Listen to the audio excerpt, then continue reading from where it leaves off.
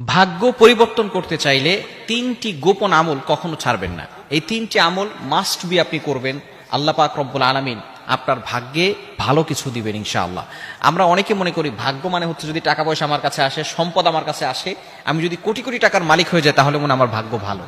আবার অনেকে মনে করে যদি আমার কাছে টাকা পয়সা না থাকে, সম্পদ না থাকে, আমি যদি গরিব হই তাহলে মনে হয় আমার ভাগ্যটা খারাপ। বিষয়টা এমন নয়। সব সম্পদ কিন্তু রহমত নয়, সব সম্পদ রহমত নয়। যেই সম্পদ, যেই টাকা পয়সা আপনাকে মসজিদে নিতে পারে না, যেই টাকা পয়সা, যেই সম্পদ আপনাকে আল্লাহর দিকে ধাবিত করতে পারে না, সেই সম্পদ, সেই টাকা পয়সা কখনো রহমত নয়। সেই সম্পদ এবং টাকা পয়সা হচ্ছে গজব। ফেরাউনকে আল্লাহ তাআলা সম্পদ দিয়েছিল, নমরুদকে আল্লাহ তাআলা সম্পদ দিয়েছিল, কিন্তু এটা তাদের ভাগ্য ভালো, বিষয়টা এমন নয়। আমরা জানি ফেরাউন আল্লাহর সাথে গাদ্দারি করেছে, নমরুদ আল্লাহর সাথে নাফরমানি করেছে, এবং তারা নিজেদেরকে খোদা বলে দাবি করেছিল। আল্লাহ পাক রব্বুল আলামিন তাদেরকে দুনিয়াতেই ধ্বংস করে দিয়েছেন। এজন্য অবশ্যই আমাদেরকে এই বিষয়গুলো খেয়াল রাখতে হবে। টাকা পয়সাই যে ভাগ্য ভালো ভাগ্য খারাপ বিষয়টা এমন নয়। আপনার কাছে টাকা পয়সা নাই, দেখবেন অনেক মানুষের টাকা পয়সা নাই কিন্তু তার লাইফে হ্যাপি আছে, তার লাইফে খুব খুশি আছে, সুখে আছে, এটাকেই বলা হয় তার ভাগ্য ভালো। কিন্তু টাকা পয়সা আপনার অনেক আছে কিন্তু আপনার লাইফে কোনো সুখ নাই, লাইফে শুধু কষ্ট আর কষ্ট। অনেক টাকা পয়সা আছে, অনেক বিঘা জমি আছে, কিন্তু আপনার কাছে কোনো হ্যাপিনেস নাই, সুখ নাই, তাহলে আপনি ভাগ্য ভালো এটা বলতে পারবেন না। এই জন্য অবশ্যই আমরা তিনটি আমল করবো। নাম্বার ওয়ান, এক নাম্বার হচ্ছে ইমানের উপর অটল অবিচল থাকতে হবে। ইমান এনে আমরা যদি ইমানটাকে ছেড়ে দেই, বিভিন্ন ধরনের শিরকের গুনাহের কাজ করি, শিরকের গুনাহ আল্লাহ তাআলা কখনো ক্ষমা করবে না।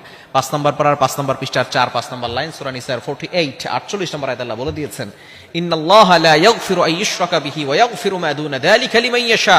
আল্লাহ তাআলা সব গুনাহ ক্ষমা করবেন, কিন্তু শিরকের গুনাহ আল্লাহ তাআলা কখনো ক্ষমা করবেন না। এজন্য এক নাম্বার হচ্ছে ইমানের উপর অটল অবিচল থাকা। আল্লাহ তাআলা পবিত্র কোরআনুল কারীমের ভিতরে নিজেই বলে দিয়েছেন, 24 নম্বর পারা 19 নম্বর পৃষ্ঠার 3-4 নম্বর লাইন, সূরা হামিম আস-সাজদা 30 নম্বর আয়াতে, ইন্নাল্লাযীনা ক্বালু রাব্বুনাল্লাহ সুম্মা ইসতাকামু তাতানাজ্জালু আলাইহিমুল মালায়েকা আল্লা তাখাফু ওয়া লা তাহজানু ওয়া আবশিরু বিল জান্নাতি আল্লাতী কুনতুম তুআদুন। নিশ্চয় যারা ইমানের উপর অটল অবিচল থাকবে তাদের মৃত্যুর সময় কোনো ভয় থাকবে না, তাদের মৃত্যু হতে দেরি সাথে সাথে আল্লাহ তাআলা আবশিরু বিল জান্নাতি আল্লাতী কুনতুম তুআদুন, তাদেরকে জান্নাতের ব্যবস্থা করে দিবেন। সুতরাং যারা জান্নাতে যেতে পারবে তাদের ভাগ্যটাই হচ্ছে সবচেয়ে বেশি ভালো, ঠিক কি না? শুধু তাই নয়, ইমানের উপর অটল অবিচল থাকলে দুনিয়াতে আল্লাহ পাক রব্বুল আলামিন সুখ শান্তির ব্যবস্থা করবেন। নাম্বার 2, দ্বিতীয় নাম্বার হচ্ছে আল্লাহর আনুগত্য করা, আল্লাহর ইবাদত করা, সকল গুনাহের কাজকে ছেড়ে দিয়ে আল্লাহর আনুগত্য করা। আল্লাহ পাক রব্বুল আলামিন মানুষ এবং জিন জাতিকে একমাত্র আল্লাহর আনুগত্য করার জন্য এই দুনিয়াতে পাঠিয়েছেন। এবং 3 নাম্বার হচ্ছে দোয়া করা।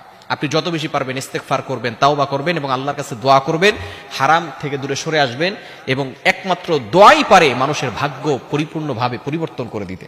এজন্য অবশ্যই আমরা বেশি বেশি করে আল্লাহর কাছে দোয়া করব। এই 3টি আমল যদি করতে পারি আল্লাহ পাক রব্বুল আলামিন আমাদের ভাগ্যে খুব ভালো কিছু দিবেন, দুনিয়াতেও আল্লাহ তাআলা কল্যাণ দান করবেন, আখিরাতেও আল্লাহ তাআলা কল্যাণের ব্যবস্থা করে দিবেন।